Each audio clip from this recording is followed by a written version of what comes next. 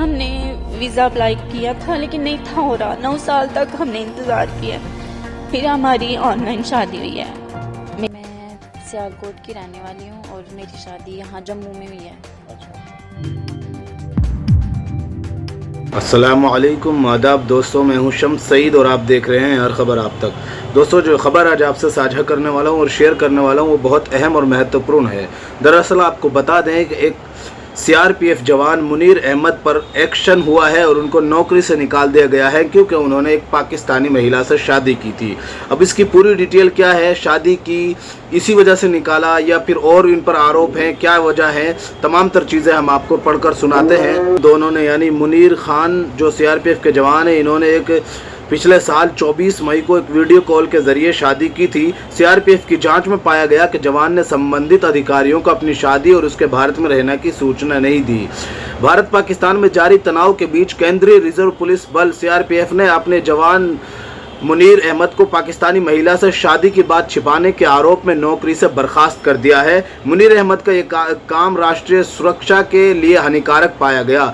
जवान की आखिरी तैनाती देश के प्रमुख आंतरिक सुरक्षा बल सीआरपीएफ की 41वीं बटालियन में थी। आधिकारिक सूत्रों ने पीटीआई को बताया कि उसने उस नियमों के तहत सेवा से बर्खास्त किया गया है जिसके तहत जांच की जरूरत नहीं होती।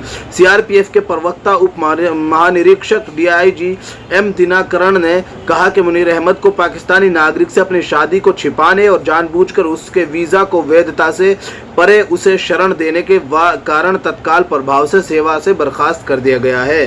पहलगाम आतंकवादी हमले के मद्देनजर उठाए गए कूटनीतिक उपायों के तहत भारत द्वारा पाकिस्तानी नागरिकों को देश छोड़ने के लिए कहने के बाद अहमद की मीनल खान के साथ शादी का पता चला था। पहलगाम में 22 अप्रैल को हुए आतंकवादी हमले में 26 पर्यटकों की जान चली गई थी। दोनों ने पिछले साल 24 मई को एक वीडियो कॉल के जरिए शादी की थी। सीआरपीएफ की जांच में पाया गया कि जवान ने संबंधित अधिकारियों को अपनी शादी और उसके भारत में रहने की सूचना नहीं दी थी। बता दें कि आतंकवादी हमले के बाद भारत ने पाक के खिलाफ कई कदम उठाए हैं। केंद्र सरकार ने अल्पकालिक वीजा वाले पाकिस्तानी नागरिकों के साथ साथ भारत में इस्लामाबाद के शीर्ष सैन्य अधिकारियों को देश छोड़ने का निर्देश दिया था। अन्य एक्शन में सैन्य राजनयिकों को अवांछित व्यक्ति घोषित करना, अटारी वाघा सीमा को बंद करना, सिंधु जल संधि को रोकना, पाकिस्तानी जहाज़ों को भारत में प्रवेश करने से रोकना और सभी पाकिस्तानी आयातों पर प्रतिबंध लगाना शामिल है।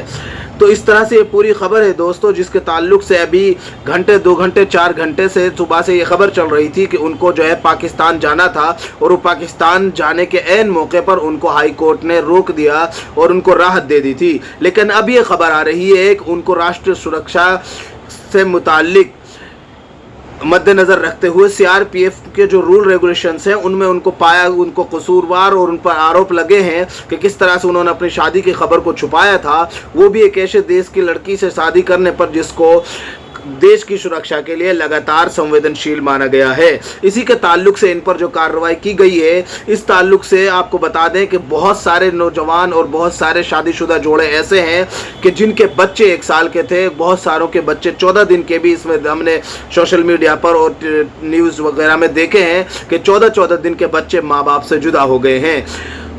हालांकि इस निंदनीय घटना जो पहलगाम में अंजाम दी गई है कुछ शरारती लोगों के द्वारा और आतंकवादियों द्वारा, वो निंदनीय है। लेकिन कुछ सवाल इस तरह के लोग जाने वाले भी कर रहे हैं। जो लोग जा रहे थे उनसे जब मीडिया सवाल पूछ रहा था कि हमारा क्या कसूर है, जो कसूरवार हैं उनको सज़ा दी जाए, उसके बावजूद अभी तक लगातार जो पाकिस्तानी हैं उनको डिपोर्ट करने का सिलसिला जारी है। दुख है, बेकसूर लोगों की जाने गई हैं, लेकिन उन सब में हमारा तो कोई कसूर नहीं है ना। जिस तरह अब हमारा वीज़ा 9 साल बाद लगा है और अब एकदम से उन्होंने हमें रूल्स बताया, हमने उन पे फॉलो किया है। एलटीवी के लिए भी हमने अप्लाई कर दिया था, जो उन्होंने टाइम की लिमिट बताई थी, और अब एकदम से वो हमें बोल रहे हैं कि ये जो सब कुछ हुआ है इसकी वजह से आपको रिटर्न करना है। तो हमारा तो इन सब चीज़ों से कोई ताल्लुक नहीं है, ना लिंक है।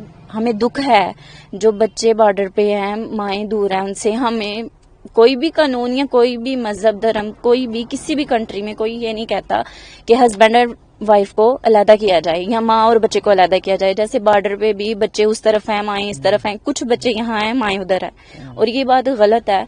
और मेरी दरख्वास्त है मोदी साहब से, मतलब प्राइम मिनिस्टर से, कि ये सब कुछ ऐसे ना किया जाए। जैसे वो शोहरों से दूर हो गई हैं, ऐसे हमें भी ना किया जाए। एक तरह से हम भी मारी जाएंगे। हमें भी 9 साल बाद वीजा मिला।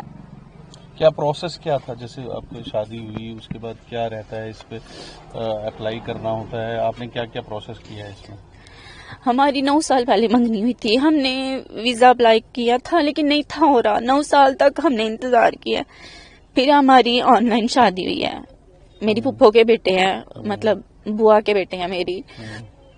हमारा ऑनलाइन निकाह हुआ है, फिर हमें वीजा मिला है, और अब 2 माह हुए हैं मुझे आए हुए, और ये एकदम से ऐसे तो कह वीजा रहे के हैं। बाद क्या फॉर्मेलिटी रहती है?